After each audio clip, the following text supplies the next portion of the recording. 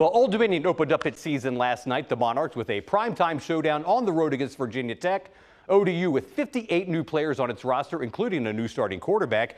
But it's the Hokies that come out with a 36-17 win. And here's how it went down at Lane Stadium. And here's Brent Pry leading his team onto the field.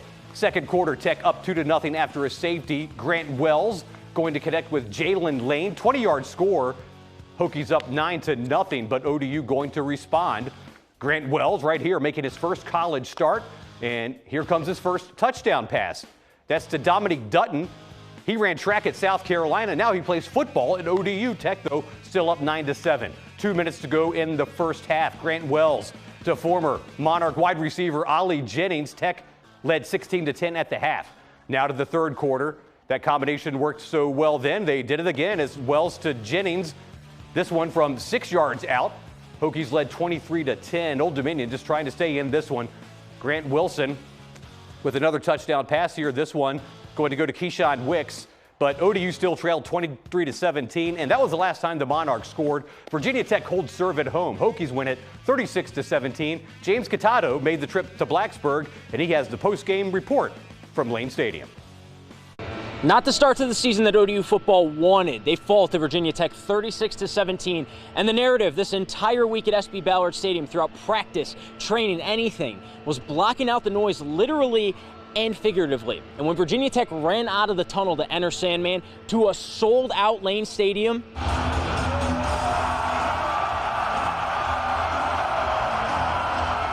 it's hard to say that it didn't affect the Monarchs at least a little bit. -1 rushing yards and 1 passing yard in the first quarter alone. But then the offense started to come alive a little bit in the second quarter. Grant Wilson got his first collegiate touchdown, and ODU goes into the locker room down 1 possession, getting the ball in the third quarter. But that second half is where things started to unravel for this ODU football team, and where Ollie Jennings, a former Monarch wide receiver, came alive for the Hokies. You know, I mean, he made some huge plays for them, and he proved once again why all of the schools in Virginia should recruit Virginia. Head coach Ricky Ronnie says there are a lot of reasons why ODU lost this football game. They threw an interception. They fumbled the ball 3 times. But it was the little mistakes that put Virginia Tech over the top when all was said and done.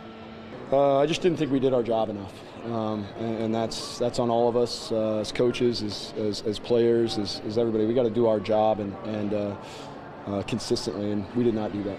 We were executing the game plan at times, but we also shot ourselves in the foot too many times. A lot of forced errors, a lot of stupid things, but we'll get that cleaned up this week in practice. We got good film to look at and figure out a way to get after our next opponent. Overall, the loss isn't what you want if you're ODU, but a couple of positives to take away here. There were over 200 rushing yards in this game. Wilson was the leading rusher as well as the leading passer on the team. So again, some positives to take away. Heading into Louisiana next week, next Saturday at 6 p.m. at SB Ballard Stadium. ODU looking to rebound after this tough Week 1 loss. At Lane Stadium, I'm James Catato for the Sports Wrap.